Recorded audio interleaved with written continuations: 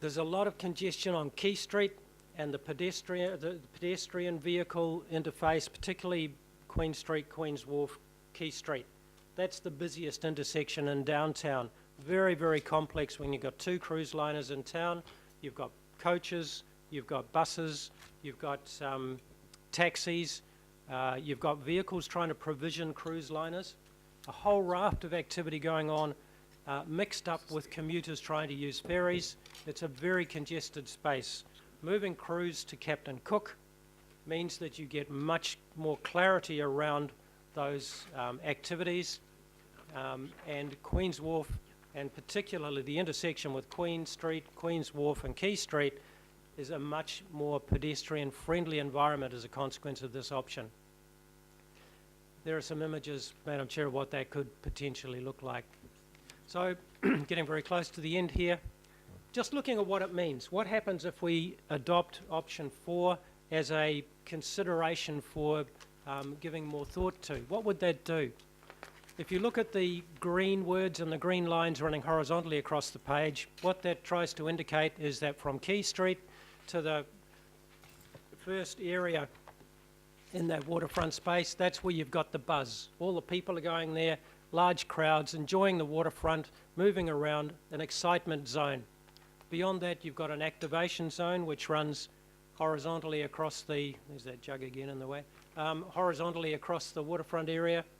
That's where people are going about their business, getting onto cruise vessels, getting into ferries, those sorts of things. That's the activation area. And beyond that again is the quiet area. So that's where people might go to enjoy the sun, enjoy some cultural experience if there's something out there to have a look or enjoy, go fishing, do those sorts of things. So acknowledging the zones. As you move out away from Quay Street, it becomes quieter, but you have that excitement nearer the city itself.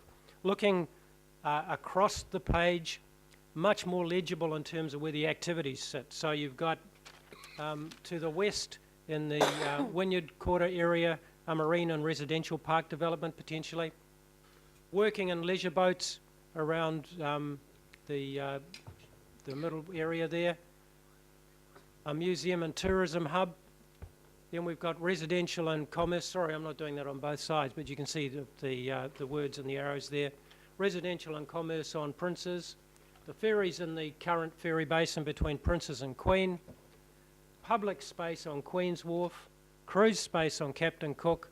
And then east of Bledisloe is port operational area. Much more legible than it is currently. If you imagine how that is right now, it's very confused. So there are a number of benefits if we look at Captain Cook as the option. Certainly in terms of the public realm, it vastly improves that, whereas the other options don't have that potential. For events, there is much more activated space along the waterfront itself, from 500 metres of public spaces currently opposed to 250, plus Queen's Wharf available for events and anything else. It frees up the ferry basin, so the congestion that we currently see isn't there. There's potential for growth. Cruise ticks the boxes for cruise because there are purpose-built facilities for cruise and sufficient capacity within Captain Cook to handle two large vessels at the same time. From a tourism point of view, it creates the legibility that I think we really need in the city. City's grown a bit like Topsy. Now's the time to put some order into that. So, Madam Chair, that's the overview of the strategy that we, some of you saw before. The recommendation on the board is now different, and I can't change it here, unfortunately, but if we go back to the written report, we can see that. Madam Chair, happy to answer any questions. Okay, I've got speakers. Marlene. Madam Chair, I'm just going to, rather than put a question, councillors will be aware that I'm going to shoot down on behalf of the city to Christchurch on a plane at 2 o'clock and represent us at the opening of the Cricket World Cup. Right. So if I can just very briefly sum my support for the general thrust of the recommendation, and hopefully I'll be around for the vote, but I doubt it. Firstly, I think that this is a good space for us to commence the discussion. We've built, with people doing a lot of work. Rick, you and your team have done a great job, giving you a fairly reasonable steer through the waterfront strategy and through the Auckland plan. And so moving on from there, my view is that the work that you've done, the recommendation that you'd like us to proceed with, which I generally agree with, presents us with some tremendous opportunities on a range of fronts. But the one thing that it does, and I think that the Aucklanders have got to love, is that we have really opened our waterfront to the community again. And of all the options, you've picked up the culture and the sense of that change that Aucklanders have reflected back to us, and particularly their love for Queen's Wharf. Queen's Wharf is working well as a ferry terminal, but for anyone who was there the other day with Ship Otago, the concert, the crowd there at that event, and then the fireworks that occurred, it was just a brilliant, brilliant night. And Auckland just does not perform any better than when we're all down in Queen's Wharf and loving it. And so I think you picked up that sense and that sense of walkability around Wynyard Quarter. Wynyard Quarter has been a game changer. It's absolutely opened up our waterfront with our youngsters down in the water and close to, everyone down there loving it, enjoying it, and with the food and bev options and choices. So this takes that culture and extends it. So one, I support it for that. Secondly, your sense of where we're going to with our ferry growth and the fact that we actually have to provide for growth in ferry service. You talk about 50% over that time frame, I think it'll be 150. We just need the providers to actually start buying ferries. And I have no doubt that, that ferry growth and patronage will be significant, as it will be right across public transport. So specific addressing of that issue in and around the Queen's Wharf area and that basin area, I think gives us genuine opportunity of hope for growth, and we need to look to sustainable ferry growth. Thirdly, the issue of cruise, and this is the issue that we talk a bit about, but is pretty evident during our two-day retreat with each other, that the issue of what the actual economic benefits, aside from all the rest, are not clear enough to our community. And when we talk about spending $500 to $1,000 a day for any one of those 3,000 people, give or take, who are coming through on those cruise ships, $120 million extra into our economy, hundreds and thousands of jobs, and people buying product from all around the communities, in the rural sector in particular, provisioning those ships. We are not telling the full extent of that story, and why it is critical for us to look in terms of the activation of this area at Captain Cook and Marsden and say, okay, we have to maximise the attractiveness of this city and this nation as a cruise ship entry point. And so I generally support the need for extending of Captain Cook and Marsden, that it would come back from the ports to us, and that we could do a lot better than just leaving it as a car park, significantly better. And so Queen's Wharf is a public space, Captain Cook Marsden is a space in which we would look to maximise the cruise industry, I think is a great look. The issue of the broader and wider issue of what the ports would be looking for as a quid pro quo, that is a long discussion, and we're at the front of it. And I would think that some indications from the port as to what they would want to do and why is a consequence of the transferring of those two wharves back into public ownership and access. I think we're at the beginning of a long discussion there. I have a sense that looking to replace car park for car park, certainly as an extension, I think that we have got a lot more discussion to be doing around that. If it's a car park, I'd like to see it in Wiri. So I think that in balancing, and councillors, I'm not going to be here for this discussion either, we are balancing three things here. Our role as strategic governors and leaders of this city. Secondly, our role as regulators in getting that balance right, because we've got a unitary plan now, and we have got very, very significant legal obligations. And thirdly, on behalf of the ratepayers and owners of Auckland, of a shareholding of 100% in the ports of Auckland. And that sense of ensuring that company is able to do its very best to maximise our return to us and operate as a significant commercial institution. Those three things mean that it is important for us to balance those, and in particular what might be a final quid pro quo in the terms of the transferring over of those two wharves to enable us to continue to deliver out in the culture and the lifestyle that is now our waterfront that we as Aucklanders are so totally embracing. Madam Chair, your wise decision to ask for further time in terms of costs in particular, where do the costs lie in terms of the outcome of this discussion, I think is also important. And probably if you don't tell our councillors, I will, got to keep breathing through this discussion. Sometimes people get a little breathless and a little heated up. And I think that it's important that we have got the waterfront vision really, I think, in the right space, by and large. There's stuff around the edges. But councillors, I think by and large Aucklanders are reasonably comfortable with the way we're taking the waterfront forward, and we've got to continue to maintain that confidence and our confidence in the general, correct positioning of the vision.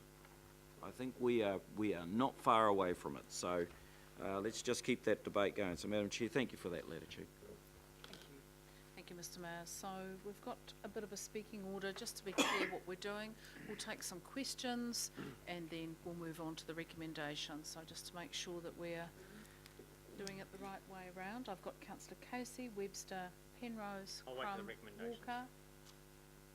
You're just on the okay, so we'll just do quick questions. Councillor Casey. I've got some questions, but I'd like my question answered from this morning, which I asked Dr Blakely why the Waitemata local board was misrepresented in the report.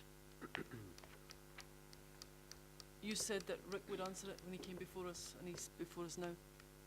Madam Chair, could I suggest that Rick answer that question? Madam Chair, look, I entirely take on board the comments that were made with respect to that. This has been a progressive conversation, and we have had many conversations with many stakeholders on this journey. This is part of a journey. This isn't an outcome. This is an update as to where we are and a little bit, if you like, of a sense of direction check, which we are receiving from you. We intend to continue, engage widely with stakeholders through this process. So we will be talking with the Waitemata local board more than we have been. And look, if I'm being honest, since there's been a lot of energy gone into this over the last couple of months. That's taken us through Christmas, it's taken us through New Year, it's taken us through January. It has been very, very difficult to get meetings with various boards and other stakeholders through that period. It doesn't mean that they won't happen. They will happen. As you're well aware, there's no decision at this point. We are on that journey. So, look, I take the comment. We'll do everything we can to ensure that we have those conversations and we get the feedback and input from our key stakeholders. Thank you. My questions relate to your presentation today, Rick, and specifically I'm going to be unpopular, but I'm going to say it anyway. It's a bit like the other report this morning. I just find this as kind of biased in favour of the option without giving us the negative effects. You produced a table that's headed up benefits of proposed option. There are negative sides to this. What is the reclamation area in square metres? Approximately 3 hectares, Madam Chair. 3 hectares, thank you. And where you've got that table about political supportability being high and public supportability being high, do you think the public would support a 3 hectare reclamation? Madam How Chair, did you get the high? What did those things mean up there? Madam Chair, we're looking specifically at the central wharves when we're doing this analysis.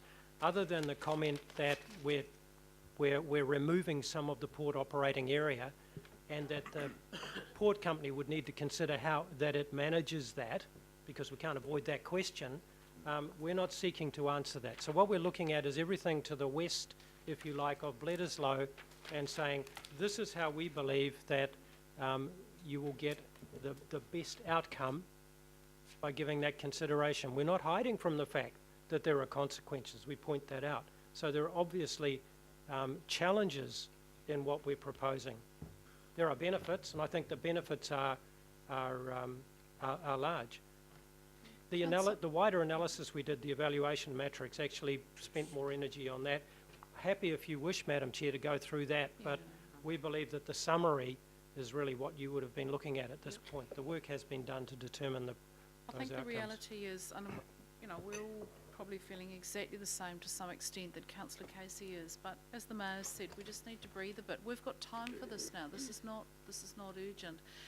The reason for this recommendation is it allows us to actually separate those two discussions and decisions, and we need to work out, and we've only just started. I think one of the previous councillors, Councillor Webster, Councillor Cooper, pointed out a lot of this has been discussed for decades, and it seems that it's remained a bit of a schmozzle.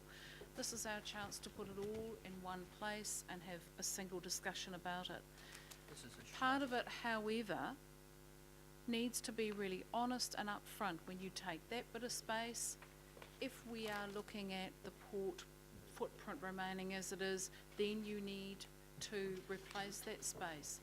We do, however, have another discussion that it's, you know, councillors, this is challenging and complex stuff, so you need to kind of be able to, you know, do three-dimensional chess to keep up with this, but I think you're all up for it. The other discussion is, and the Mayor and I both agree, that in 2016 we will be finishing the unitary plan. Post the unitary plan, the Mayor made it quite clear, and he's on record for saying we now need to have the really big discussion about the future of the port footprint, expansion, contraction, where do we go with the port? It's at that time where you have the rational discussion about Bledisloe and some of these other expansion areas, but of course we need to understand that the two are linked. But that isn't the decision for now, and that's the very reason why I modified the recommendation to say, let's get clear on what it is we're talking about. And this isn't a extend Bledisloe or not extend Bledisloe. It's actually a very open, honest and transparent discussion about how these decisions need to be made. So I just ask you to bear that in mind. Councillor, still going, Councillor Casey? Yep. Yeah. My question relates to the confidential item that we're, and you can keep me right, I'm not going to breach any confidence, but there is a huge link between this discussion we're having now and the recommendations I see before me in the pink pages. And you said this morning that there, can I say this? You said that there was no decisions about reclamation in the pink pages. You said that this morning. There is? That's right. Well, there is. Well, Councillor, no, as I say, you need to keep up. We all need to keep up. The decision that's required, and it's quite clear, is our approach to mediation that we are going into as part of the unitary plan. And the mediation is around what conditions would or wouldn't apply to any reclamation. End of story. It's not, do we embark on a major reclamation? It's been portrayed as that in the media. The media got that fundamentally wrong. Let's be clear about that. We can discuss it during the item. Councillor Webster. Yes, thank you very much, Madam Chair. Rick, and I applaud you asking for more detailed work, because I think it's important. Rick, we had a very impassioned plea this morning comparing us to Wellington, having spent quite a bit of time in Wellington. I mean, from the CBD to get to the recreational area over there, you've got to get a bus or a cab. My understanding is the cruise ships over there park where all the logs are. So there's lots of logs on that port. I mean, to me, Wellington, sorry. The other thing is, my last count, and I'm probably wrong, is at least 10 ferries places that ferries come in from Auckland, around Auckland, from Gulf Harbour to whatever. Hopefully we'll get one in Riverhead, not in the near future, and obviously Hobsonville. So my understanding is Wellington has one, the Eastbourne ferry. Not sure. Yeah, I think it is. I mean, the South Island one, but that goes right down from there. So I mean, are you juggling the ferry issue, understanding that we really want to get more ferry patronage? Madam Chair, the work that supports the Central Wharf strategy has sitting behind it detailed work undertaken by the cruise industry, detailed work undertaken around the ferry growth, so understanding the nature of ferry. Auckland Transport did that work. Understanding a whole range of different things around that waterfront space. AT have contributed to it. So we're using the information that is quite significant behind all of this. There are large amounts of information that we're using. So there's a fair amount of confidence around those growth figures. And can I just ask, and I know you would have looked at this as part of this, I mean, are there any other major cities, I'm trying to think of them, and the only one I can think of is Cape Town, where actually the main street goes down to where your ferries are and your working port and all the things we've got down there? I couldn't rattle off a list of them. I know there are some similar to Auckland. We're relatively unique in terms of the opportunity for crews to come right into the city centre. Yeah, And that uniqueness is important to capitalise on. I'm aware of plenty of other cities where you catch a coach to get to the city or whatever, and you're a long way from the centre of town. I mean, that makes us somewhat unique. It's a really attractive feature that we have. So when we come back with some more work, it would be good, and I know, I think you might have sent it to some of them, to actually get that breakdown of how many of the passengers stay in the city and how many go on coaches out to various parts of the city. We will continue to do more work around how to break those numbers down. There has been a lot of work that's been undertaken independently that have come up with some statistics that you have in a fact sheet. It's been sent to every councillor. That was sent last night. It isn't germane to this report other than it's interesting. Yeah. So there's a breakdown of some of the economic benefits coming out of cruise that are quite interesting. I think when you, that's in a response to a question from Callum Penrose around wanting specifically where does the money go. So we've provided a bit of that information. Okay, thanks. Thank you, Madam Chair. Thank you. Councillor Penrose. No, Councillor Philippine. Councillor Philippina. Thank you, Councillor Penrose. Well, we've had a sidebar discussion. Okay, good. Chair, just a procedural one in regards to the recommendation that's up there, which is I know that we're looking at options, timing, funding and opportunities and everything else around option 4. Would we need to endorse the option and to have a discussion as to which option that we are going to endorse at some stage? And if that's the case, what happens to 1, 2, 3, 5 and 6? That's why in regards to the original one here, at least we endorsed that particular option. Here we don't even endorse that at all. We're just saying go and do options on, work on option 4. And I don't know whether that's the collective agreement of this committee. That's the first question, Chair, and I've got another one for Rick. So can I that's why my head is, we haven't endorsed any option, but we're going out to do work on only the one of the 6 presented. Yep. So I think it's a subtle but probably important difference. I think there was a lot of angst and concern about endorsing option 4 because it seemed to be that was going to, we were going to charge away and just do that then. What we're saying is option 4, when you look at the decision-making matrix, probably is the most sensible one. Let's have a really good look at what option 4 actually delivers instead of going away and doing, spending a huge amount of time, energy and staff time looking at every single one of those in that amount of detail.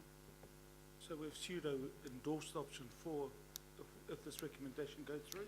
I think there was just quite concern about endorsing, and in this council it seems to be that endorsing doesn't seem to be able to be understood as simply endorsing for investigation. It seems to be endorsing that it will be set in cement and happen forevermore. So this is stating a process which is, let's have a really good unpack of every part of this and have a look, including the work with the local boards, with our community organisations, some of the people that we heard from this morning who've got a fantastic range of information to share with us. Okay, one more question to Rick.